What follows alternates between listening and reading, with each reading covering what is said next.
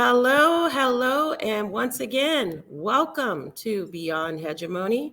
I am here with my co-host Gary, Shahana, and today we have a wonderful guest, Amina Aitsi-Selmi.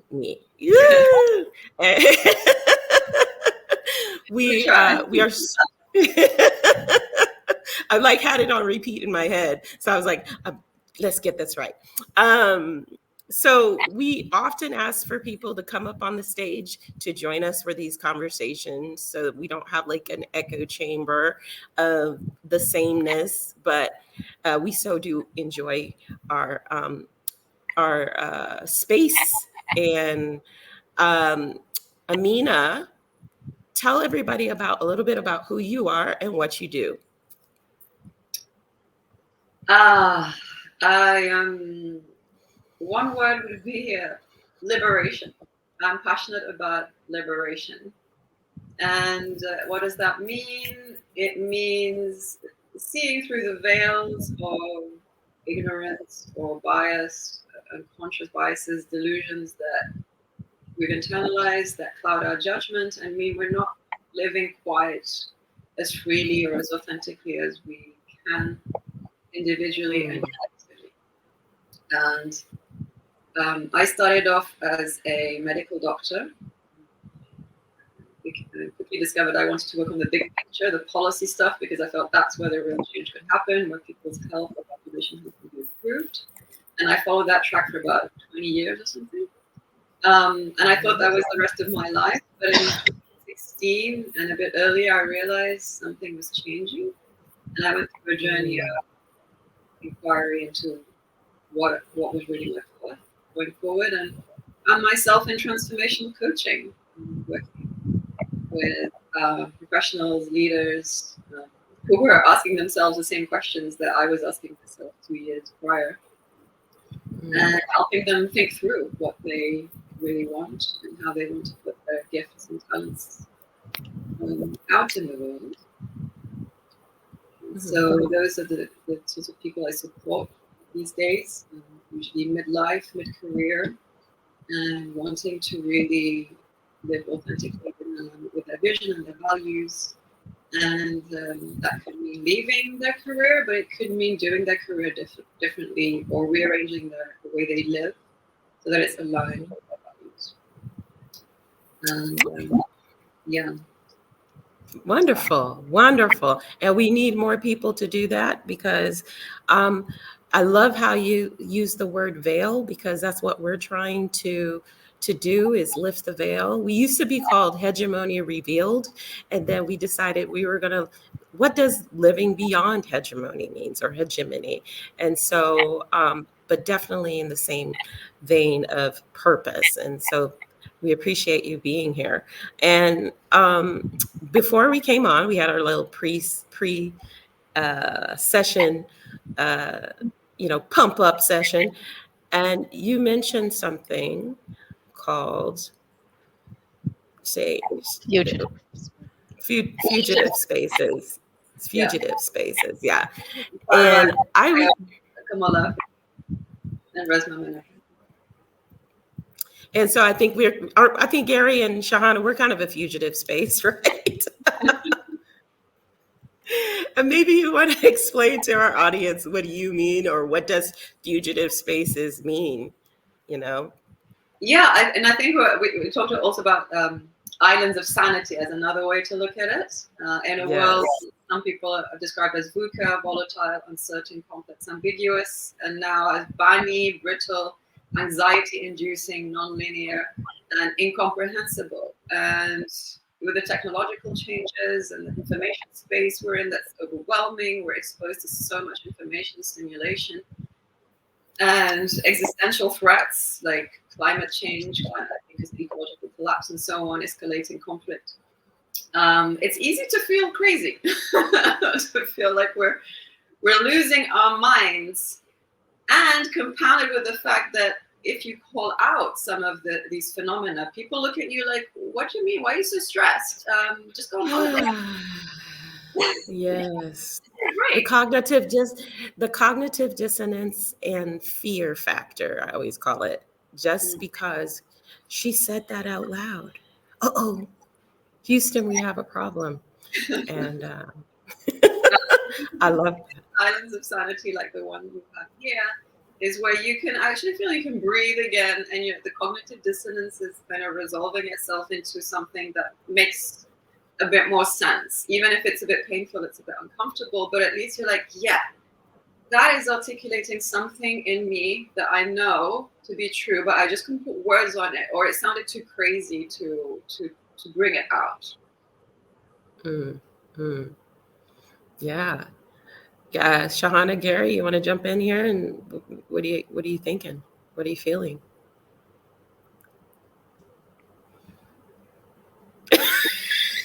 Gary, I'll go after you, raised. Shahana. I'll go after Shahana. I've got something, but I'd love to hear from Shahana first.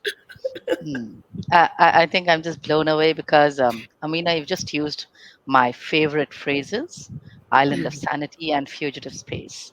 So, yeah, and I've been writing about islands of sanity. I picked up that phrase from Margaret Wheatley's work about islands of sanity, about how communities and organizations in these crazy making times can become these little islands of sanity where dissonance can become resonance.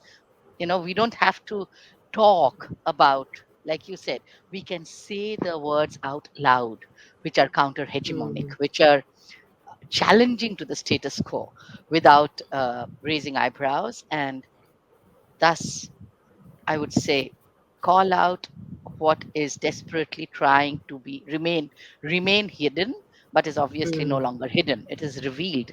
The veils of illusion have been ripped off long time ago, and these are also apocalyptic times, right? And apocalypse in the Greek root actually means times of revelation. So these are times of Yes. revelation, and so in these fugitive spaces, in these corners where dialogues like ours happen, they are porous, boundaryless. I would say places of possibilities, because as fugitives, we don't have to care about the status quo. We don't. So we are literally living in the cracks. And because we are living in the cracks, I believe that fugitives have the best uh, possibilities of unveiling and ripping off the illusions that the status quo is so hard trying to maintain in desperate, uh, ineffective ways. And yeah, so I love what you said.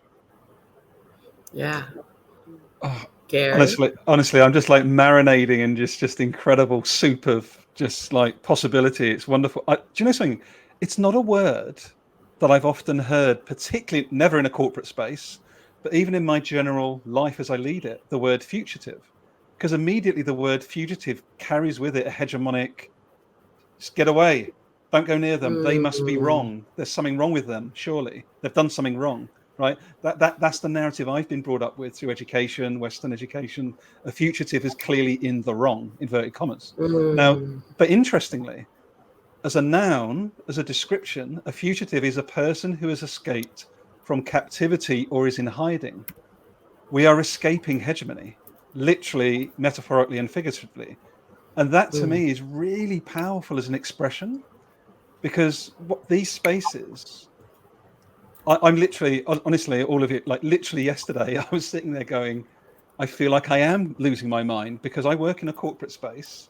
I work within the extractive industries, and I stay in the extractive industries, which may sound bonkers to many, because there aren't these spaces. And you're helping me today, all three of you, realize how important it is that we self-organize fugitive spaces, regardless of our context.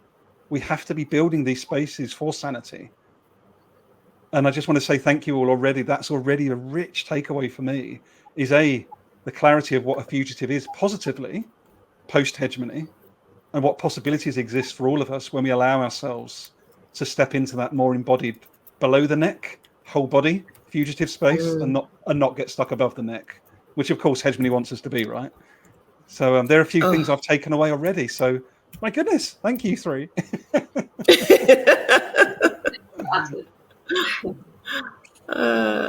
Yes. the English language and all of its hegemonic glory. You know, I always often tell people, because I always say cultivate a polymathic mind. So that's going to mean use all of the possibilities, mind, body, and spirit. So one of the things I always tell people is, if you really want to know the truth, go look up the etymology of words before you start to speak them. Because one of the words that I proudly, you know, carry with myself, have a crown of my neurospiciness, is weird.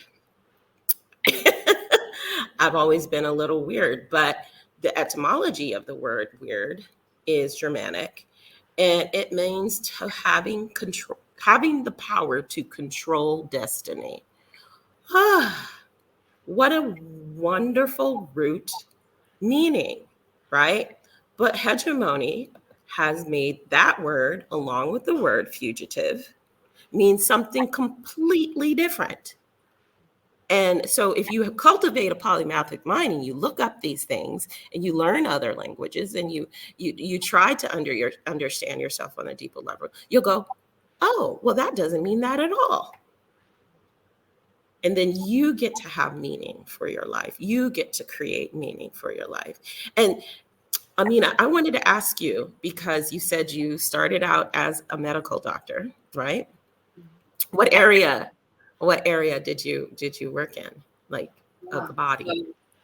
So in the second year at medical school, I realized I was fascinated with epidemiology and population health. That Oh, very using interesting. numbers, you could tell something about a whole country and put in place a Mhm. policy that then Mhm. saved children and women's lives. So I thought, that's it. I'm doing public health. But I did clinical practice for 3.5, 4 years. So I worked in hospitals and various specialties. I worked in the UK, I worked in Switzerland. And I also worked in South Sudan with Médecins Sans Frontières for a few months, because it was important to me to do that before I went onto the national program for training public health doctors. And then, yeah, I focused on policy and specialized in health inequalities and looked at obesity in women in non-middle income countries and the role of wealth and education and economic development. And then I worked at the intersection of climate change and health and UN policy, which was my dream. Mm. Before then doing a 180.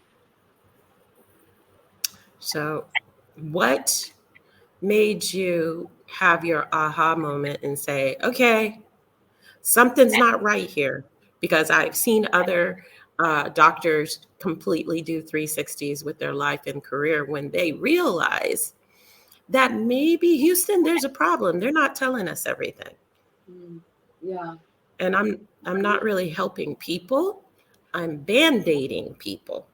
I'm just curious about your Yeah. journey. And Yeah. I mean, I think it was a combination of things, and having done some research, it's a lot of people go through some kind of questioning period from the mid-30s to the mid-50s. So I don't know that there's anything special about me in that sense. But it could be to do with the system and thinking critically and thinking, I don't know, I feel like I could do something else or something more. This seems a little maybe, it's limiting me in some way. Yes, it's prestigious, and yes, doing interesting things, traveling, writing interesting reports and talking about important things. But for some reason, it stopped feeling fulfilling. And I think it's more how it was done than what it was.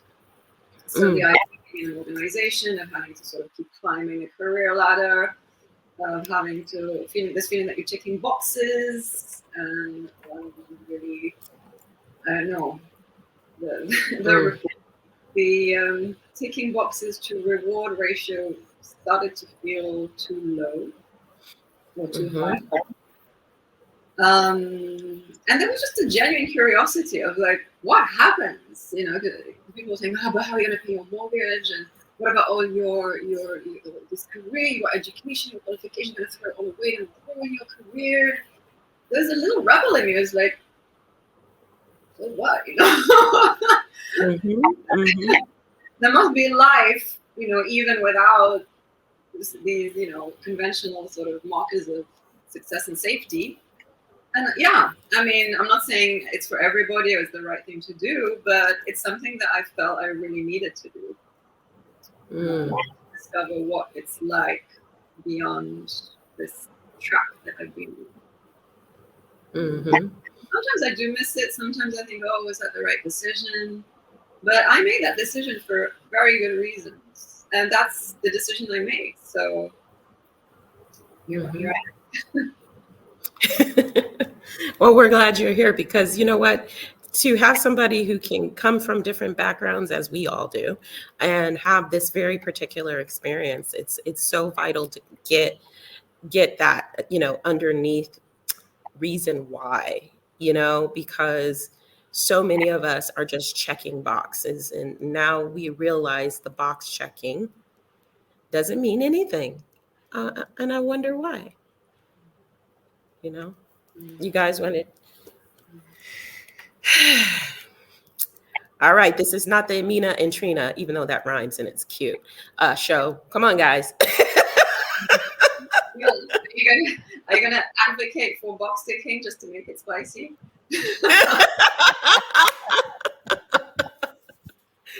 No. I don't think so. I'll jump in quickly if I may, Shahana, then pass over. I just want to No, say please. how similar but different my experience has been. I mean, I was 100%. So my example of this was age 37, 10 years ago, where I literally sat there in my apartment. Great salary, job, fantastic family, holidays, everything I've been conditioned the first 38 years matters. And I just sat there, my whole body experience going, and it came from nowhere, right? Life was good. Like I had nothing to complain about, but I was just like, why do I feel so hollow and empty when I've got everything I've been told matters? And that just got me super curious, and I went down a whole range of different Yeah. paths. But I just wanted to honor and just share again for the viewer and listener, like again, regardless of the color of our skin, regardless where we come from on the planet, this does feel like a very real, transcendent experience that we can all have if we allow ourselves to have it. Yeah. Mm, mm. Absolutely. Absolutely. Yeah. Yeah. Mm. And it's supported by Yeah. the statistics that even just conventional research shows that a lot of Yeah. people experience this dip in life satisfaction and go through a Yeah. career crisis. Sorry, Shannon. Yeah. And it's Well, so very sorry, mhm. Trina, go ahead. No, go You were ahead. saying. Go ahead. I was just I want saying to that hear. similar to Gary's. I was in the corporate world, right, for two decades, and then close to a decade ago, similar. I mean, there's nothing. I had this quote unquote fabulous job in one of the largest multinationals, data consultancy, and wonderful people, wonderful everything. But I could Mm, make no sense of why I felt like I was the split personality doing something inside and someone else outside of, when I stepped out. And I was so not in integrity that I felt that when I was doing my work, and it was work I loved. I've been in that space for like organization development, learning design, community building inside the organization forever. And yet I felt like I don't know what I'm doing. Is this what I've always wanted to do? And then finally it reached a point where it was almost it was like an embodied somatic experience. Every time I would enter my workspace, I would feel a physical need to get away for no good reason, nothing ever. mm, It was almost mm, like I something was literally pulling me back, and I was like, what the f? I mean, I have a fabulous job and I have good money and like yeah, everything, all the boxes ticked, and what the mm. heck? And Yeah. yeah, then I left to explore. I didn't even know why I was leaving. I didn't even have that clarity, except that I had to leave. That was all the clarity I Mm, had. Then I left, and mm, I still remember my last conversation with my boss, who was a very good human being, and he was like, "What exactly are you going to do after you leave?" and he's asking me on my last day after we have had like a little farewell party and everything. Okay, what exactly are you going to do after you leave? I'm like, oh, I'm going for a massage. And he was like, what? That was all that I could come up with. I love That was it. the best I could say. And A I mean, massage is heaven. that You was just give a the 5-year that was plan. all. I mean, I'm sure that yeah, people just thought I'd gone crazy or something. Midlife crisis and menopause and God knows what else. No, I think it's just your inner knowing is screaming so loudly at some point when you can no longer tolerate the frequency of that that space. You no longer can tolerate it. You just have to get away. I often have that feeling when I go into certain buildings and certain uh, let's just say spiritual places, and I'll turn around and go, no, no, no. Same experience I had when I tried to go to the Vatican. I just turned right around. My friend's like, we traveled 2 hours to get here. And I was like, nope, not going in. And it was just like a visceral feeling. And also other situations in life, even marriage. I mean, there's certain things that you just know are not for you, and if you do not call to that higher feeling, you end up feeling really sick. And that inauthenticity, and that's why you have to have that alignment of all threes. All of them are communicating with each other all the time. It's just that we're so deeply distracted. Now we have another war. Now we have another trial of somebody who we shouldn't have been idolizing in the first place. Now we have, it's always something to take you away from you when you have to go in. And that's where you find your peace. So, yeah. Yeah, and I think that you mentioned something important, Shivana, around it makes sense of what you're saying, Trina, about feeling, the inner knowing, because that inner knowing can be clouded, or we can have different levels of sensitivity to it, depending on who we are and what our practices are and our experiences and so on. But I work with people who, for example, come from healthcare, or they come from something, even public service, but they feel guilty. Well, and they feel guilty because they're leaving something that's meant to be of service. Um, Mm. but also, many of them have an international background, multiple cultures. Maybe they're immigrants or second-generation immigrants, and their families, their ancestors, have to fight and maybe give up a lot so that they could reach the level of conventional success that they've reached. And I think it's even harder in some ways, because there's that weight of sort of a survivor's guilt or something.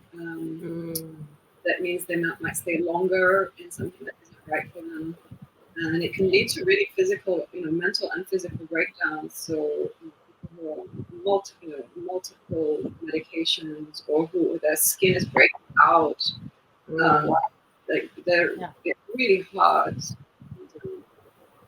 Yeah, it's yeah. What can Yeah. yeah, we can do what we can do. So yeah, I just wanted to touch on that idea that the inner knowing is important, and supporting people in these fugitive spaces to connect with that. Absolutely. Yeah. Yeah. And I think the hegemony kind of, um, the whole purpose, if you see the constructs of how the hegemony works, it is intentionally devised to keep us fragmented from ourselves and from everyone else and from nature, from everything. So those that Mhm. fragmentation and this atomization of uber individualism, that Mm. which is such a myth, that what has happened is what you're saying, Amina, is it has created these the people who are traumatized yet feel guilty because they are traumatized, without realizing that the entire setup, it's a setup, is designed to create trauma and is designed to create guilt, because guilt holds you tight, shackled to the setup. If you're guilty, you're not going to quit that setup if you feel guilty. So you're going to stay, hanging on. And so this whole thing about being forced to do the work that we don't really are not made, we are not made to do. It's someone else's work, probably, but not mine, not yours. Mhm. And that kind of creates this these people who are so distant from their own souls, so distant from Mhm. their own selves, that you can't Mhm. have their fullest potentials ever, because it's not an integrated self working. And then we need Yeah. those spaces, these fugitive spaces, to reintegrate our own selves back to ourselves. It's Mm. literally right, like a place of weaving back our our fractured, fragmented parts, and reintegration, so that once again Mm. we can be, first of all, in resonance with our own selves before we can resonate with anything else beyond that. And I think that's Right. what the hegemony is so desperately trying to prevent, our integration, because that's the Mm. end of hegemony, right? An integrated self and integrated people, and people who are confident and joyful. Oh my God, that's bad Mhm. news for hegemony. Oh, I just got chills from that. Ugh. Trina, me as well. I just want to, and I love as well, Shana, what you've all shared. There's two things I may share that have come up for me. So one is you mentioned reintegration. I think for me that's so important. When I look at my own journey the last decade, I haven't needed to get actually anything that new. I've needed to remember. I've needed to reintegrate. I've needed to be around people, and I didn't realize they were fugitive spaces till now.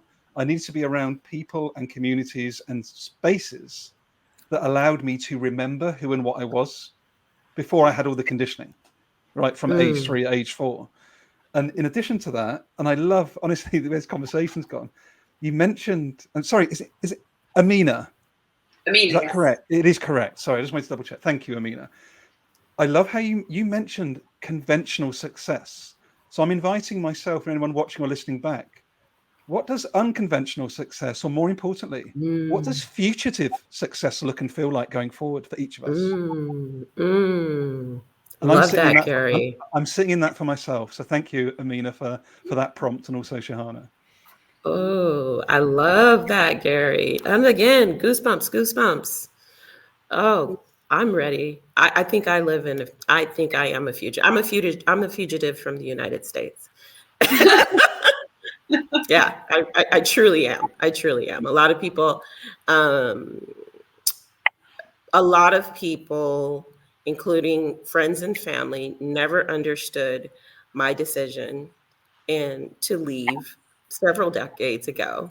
I pop in, I pop out, I pop in, I pop out, but it's the energy. I feel myself start to wither. And as women, that's something that they put on our shoulders because of the responsibilities, whether you're the first daughter, whether you're the caregiver of children, or you have to have children, and that all of that just totally disempowers you. And Shahana, you mentioned about reintegration. What I first thing that popped in my mind was an image of Egypt and the Ba and the Ka, the spirit leaving the body to go on its learning, its journey. Some people would call that astral projection or something like that. But leaving and then coming back into the space, hopefully wiser and more with more understanding, but having that option.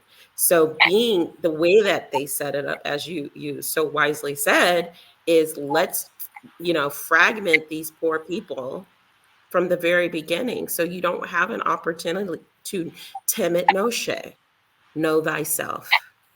If you don't know yourself, you walk through life very fragmented. And then those of us who are at various stages of life decide to timid noshe get a lot of what's the word I'm saying? Ost- Ostracization from the cult of the hegemony. You know what I mean? And I saw this video that described 75% of the population are NPCs, non-player characters, Mm. meaning they're sort of soulless, walking around doing what they're supposed to do, keeping everybody into the system, not really exploring, and they just have given up the spirit aspect of themselves to be a part of this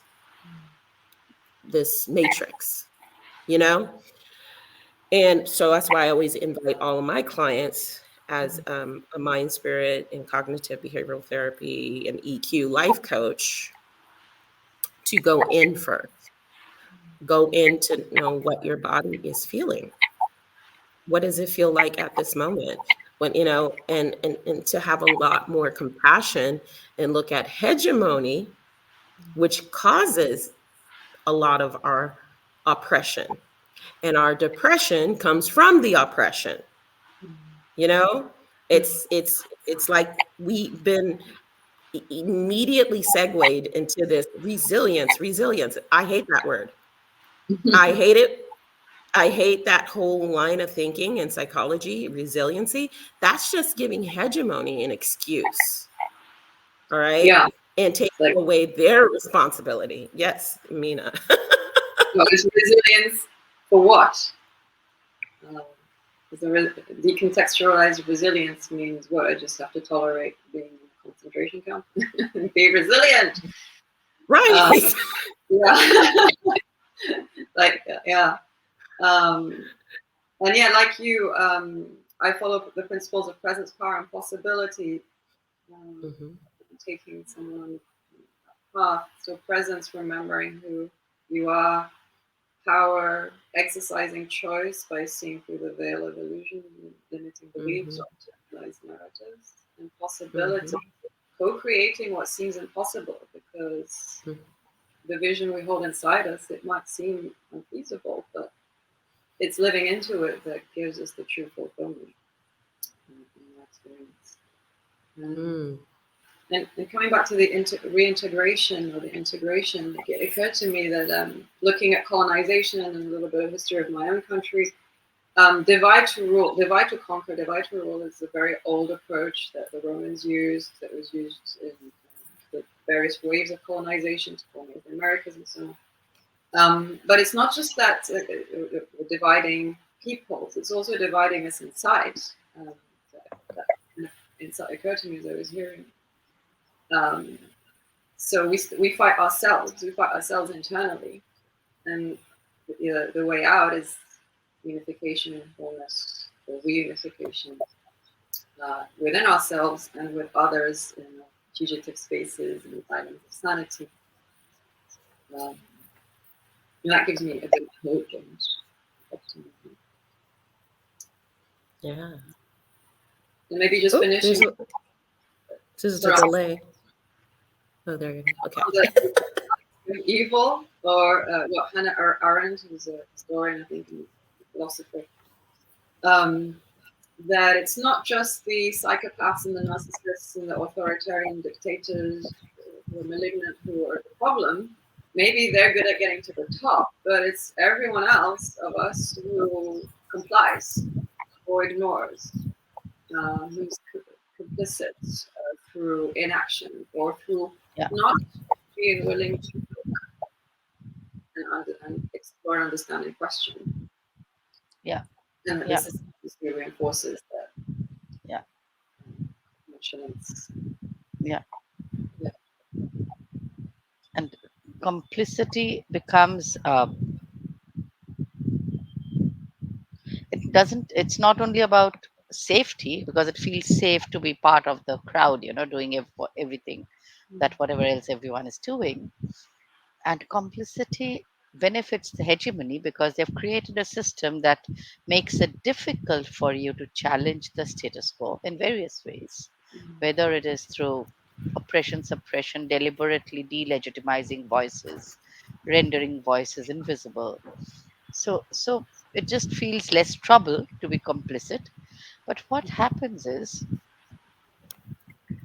when we find other people willing to be not complicit, and then we can create these, like you said, these little fugitive spaces, or whatever we call them, islands of sanity, and literally challenge collectively. Because as individuals, I believe the that lone hero's journey days are over. It is now communities, communities of Absolutely. people who are challenging the status quo, who have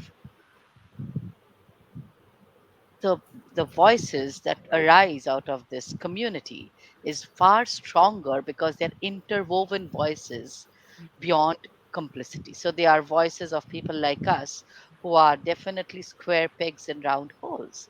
And we don't mind being Mhm. square pegs in round holes as long as we Mhm. know that this whole hegemonic show is a theater of the absurd. And until and unless we can challenge and rip apart the theater of the absurdity is now blowing so much out of proportion that whatever we are being called to accept as normal can only be deemed normal in an extremely psychopathic world, like bombing Yes. children to smithereens and bombing Yes. countries into oblivion, and technology used as autonomous drones to kill people. I mean, if these are normal, then is this the pinnacle of human achievement? I mean, really? After decades of so called progress and glorification of growth and whatever else, is this the best we could come up with? I mean, how poverty stricken are our imaginations that we think this is normal? And because we Um, don't, people like us don't, the hegemony will hate us. And isn't that is a crowning glory to be hated by hegemony? I love it. I'm often, what I find interesting is that on this platform and also a few other platforms that I do lives on, I'm always bullied. I'm like, dude, I make videos about spirituality, food, and being a better person. So that is opposing to hegemonic desire. They need you broken. So don't you dare go heal. Don't you dare focus on yourself. So yeah, it's astounding. I don't stop and I won't stop because I found my purpose in this decades ago. And I started with my own family. So it's kind of like talk to the hand. This is who I am. And so um is it lonely sometimes? Only when I'm in a routine and I'm not appreciating the other things around me. You know what I mean? Where it's like you get into a seeking mode.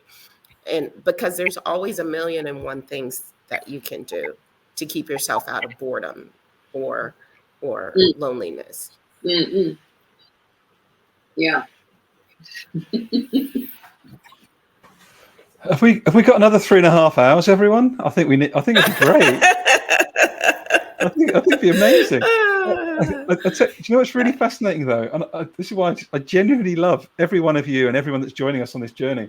I've not fully clocked. I felt it in the past, but I've not fully clocked how hegemonic Joseph Campbell's hero's journey was until this conversation.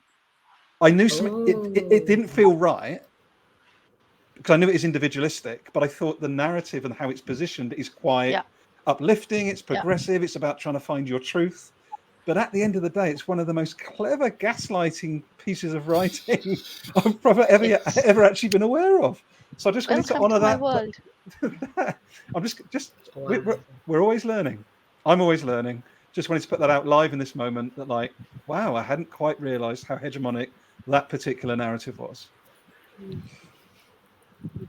If you We've got a see, lot of those. it begins with you hearing that voice, stepping out, learning, going through whatever, then going back with your learning into that space Yeah. to share your learning. It doesn't Mm. say tear apart that space and just go away. That space is And and and, Yes, and, rip it apart. and also the thing that really hit me the hardest, Shahana, was the lack of collectivism in that narrative. Mm. it Which is. I mean, that's the interesting thing for me. hero's journey, a man's journey. Who the fuck cares? And Sorry. what makes you a hero? What makes you my hero? Why are you my hero? Why do you need to be a hero? You know, or anything like that. It's just like it's all so narcissistic, the whole concept of it. And so, yeah. And when you come from a collectivist kind of a, more community driven culture like India, to me it sounds ridiculous. First of all, the whole concept of becoming, you can't become, you can only become with, in relation, in Yeah. relationships, in Mm. relationality. There is no becoming without becoming with Yeah. Because that's someone. what we are in the first place. Yeah. Mm. Yeah, I mean, he was just high on himself and his own journey, but that's okay. Oh, And Well, welcome to a man of, patriarchy. yeah, a man of little intelligence, caught in patriarchy. That's the best he could do. Poor guy. Let's okay. and I want to appreciate it because of the diversity and how the dynamics are unfolding, which are, I would say, unusual. It's not common that three women and a white man sit in a space and the white man is listening. So I really want to appreciate uh, that. Like that in itself feels healing, or nourishing, Safe. nurturing, inspiring to me. And I hope your listeners and everybody who's watching can also feel that and feel a kind of settling in themselves, that seeing something different. Yeah. And we're all needed. My belief is that we're all needed in new ways. Mhm. No, I I often mean, try to get Gary to talk more, though. Is that part of a pattern? Oh yeah, Gary is an amazing space holder. But I was like, Gary, we're doing a podcast. You can't have long, long pauses. Come on, man, let's go. Oh, okay. So I hope my comment wasn't going against No. I'm just playing with him. I love It's, Gary. I love Gary's yes, flow. I would love to also, because it's a really interesting point you raise, Amina, and thanks for raising it. There's also something that I've continued and have to continue to work on as a white man with a lot of unearned power, which is decentering. So not taking up too much space, Mm. but not being too far away from the space that I'm absent, which is an Yes. interesting, which is actually, it's almost the other way for me now, actually, which is I don't have to worry too much about taking up space. I'm generally and genuinely quite good and natural at that anyway. That's my place. Right. But in an intersectional dialogue, there's a risk that it could be deemed as heavy lifting for Shahana, yourself, and Trina in an intentionally beyond hegemonic state for me not to speak up or to be present could actually go the other way a little bit potentially. So it's an interesting dynamic. Yeah. It's felt and quite balanced, although I appreciate that. That there could be different dynamics, but it's just unusual for me, at least in my experience, that it plays out this way. Perhaps I'm not in the right fugitive spaces. I'm just really appreciating that's all. It's a little bit wow. different. What I really appreciate, and Gary, you just put up with this appreciation, okay? So Stop. because the point is, even so, I mean, he is a white man. I mean, he can't help it, poor man, but he's a white man. But but the point is, even in when I'm in India, right, surrounded by brown men, Indian men, to be very unfortunately, most of them are obnoxious and they forget holding space Forget holding space. That's like way beyond their limited intelligence. They can't listen. Not at They all. don't know how to listen. When I say listen, their idea, unfortunately, and I think there is something wrong with the education system that is doing that. The idea of listening is either listening to an authority figure in terms of subservience and obedience, Mm-hmm. okay, or just keeping quiet and switching off. You can go on saying whatever you want to say. I'm not interested. Yeah. Two modes, So quite. two modes, and I feel so much of pity for wasted talent because these are human beings who have become walking zombies, addicted to, I have no idea. Honestly, I have no idea. So either they're listening up, as in for obedience to follow orders, or yeah, listening to their men counterparts, and in that typical whatever male dialogues they have, if you can call it a dialogue, or just switched off, disengaged. Mm-hmm. There is nothing. So I've seen this lack so frequently across corporates, across every space that I've encountered, and 99.9% in men. I've never encountered this in women, honestly. And Yeah. that's not because I'm just supporting women for the heck of supporting it, but I've not encountered this kind of a delusional, I don't know what to call it. It's pathetic. I don't know what Mm-hmm. happens. I really don't know what happens. I don't understand male psychology, and I won't pretend to, but I don't know what happens. And it's another form of hegemony, I'm sure, that is kind of Absolutely. also gotten Yeah, them. yes, you mentioned it last time. That I have book, to, the I have Mask of to, Masculinity. There it is. I, Yeah. Mm. Gary, were you going to say something? Oh, we can't hear you. No, oh, no, please, I'm please, saying, please go ahead. I'm just saying, I just find this whole thing about the way they perceive themselves so weird. Either they have to be dominating or they have to be subservient. There is no in between. I And I have an wanted idea to. about that, but Amina, Sorry, Trina. go ahead, Amina. Go ahead. Um, No, I was just men. saying I have an idea, but let Oh, you Amina have go. an idea? Oh, that sounds useful. A solution. But yeah, I just wanted to mention quickly that men are brutalized within the patriarchy. They, we're maybe aware of women being brutalized, but men are also brutalized. Boys are brutalized. They're inducted into violence as a norm and perpetrated on each other or on women. But they are also victims or exposed to violence with terrible consequences. They might become the bully or the perpetrator, or they might also become someone who feels trapped as much as a woman, in my experience. But Gary, you're the man here, so. I want Trina's idea to come out, but I just want to respond because I think it's such an important point. So I was bullied. I was bullied as a kid, age 12, 13, repeatedly by a gang of boys, kicked to the floor, beaten up. And this is really funny. I was born in London, moved to Wales, as far west in Wales as possible, and I was the outsider, despite being a Brit, an English guy, because I went to another country. I was beaten up by a group of boys who were English but lived in Wales. So this is the colonized mind. Like, you're not one of us because you've come over the border.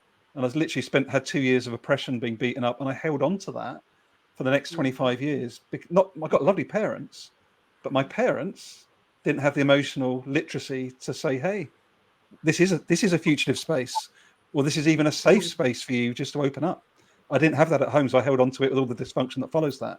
So I just want to honor, before I go back to Trina, like anybody that hasn't, I don't share this just for the fun of it, particularly for men, but for anyone.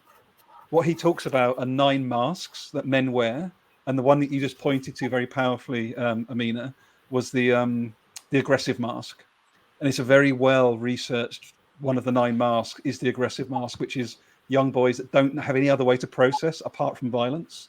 And you can imagine hegemony going, what better way do we keep hegemony going than having more white men with power and control at the top that don't know how to control themselves? Voila, here we are. There you go. Over to There you, you Trina. go. No, that's beautiful. That's exactly what I was thinking as well, along with what Amina said. You know, being a mother of a son and seeing and him being bullied too for being neurodivergent, and it's pretty clear that patriarchy is a tool of hegemony, but also I think there's other genetic aspects to it. And I know this is always kind of a touchy subject for some people, but um, obviously I've been very passionate about this, being a mother and of a son, and thinking that nurturing your way or nurturing in a particular way will basically negate some of that reality. But it is a you know social, psychological and physiological thing, you know what I mean?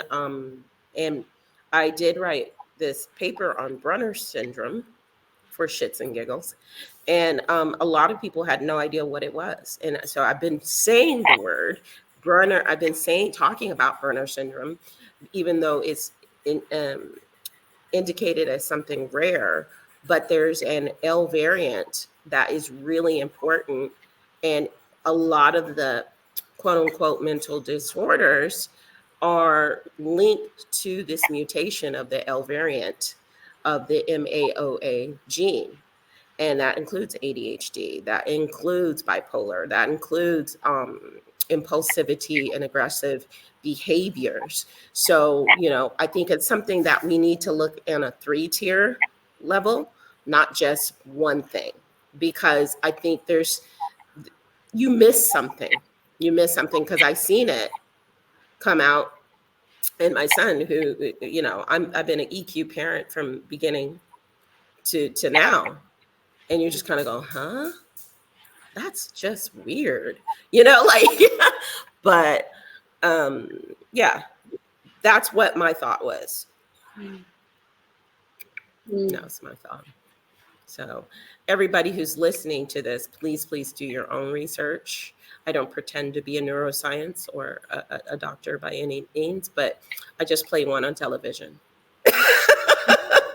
you know it's just something I'm passionate about. And we're going to have to wrap up here pretty soon. Any closing thoughts or words or anything or inspiration? I'm really appreciating our conversation and the space you've created together. And just want to encourage people to tap into that inner knowing and do their own, ask their questions and follow their lines of questioning. And, yeah. Shahana? Amina, thank you, Amina. Shahana?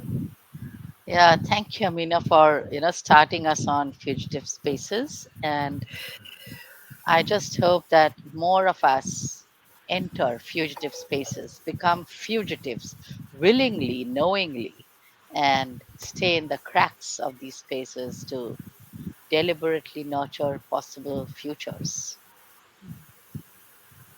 Beautiful. Gary? Well, thank you, all three of you, amazing humans, and anybody that watches this back or listens to it. Thank you so much for joining us. We'd love your feedback as well, challenges, and I think I'm taking away. I just love how all of this weaves together so clearly for me, and increasingly clearly. We go from the beginning of it's painful, it's uncomfortable to do this work, but there's freedom in it outside of the hegemony, or as best you can outside of the hegemony. That comes from these spaces, fugitive spaces, reintegrating. And I just want to wrap up by saying I love your 3 Ps, Amina: presence, power, and possibility. Like, there's just a real forward motion. It's okay to go backwards, but there's something very generative and highly energetic about those 3 wrapping over each other. And I'm taking that away as well. So thank you for that gift. And over to you, Trina. Yes. Thank you so much, Amina, for being brave enough to come into the weird space called now we're going to call it the fugitive space here, and holding space with us, because we would love for more people to come in, come talk to us, come vibe and coalesce. And it's just another nice perspective to have in this conversation. And it makes me feel that we're not alone, that our vision for beyond hegemony is not just, three people in the space of the world. I know there's more of us. So thank you. Thank you, Trina. So you're welcome. Thank you, everybody, for coming and joining our live today. And if you're listening to the podcast, please make sure you check out us on Spotify or wherever you listen to podcasts. And check out radicality.co.uk for Gary, pluriversal planet.in for Shahana.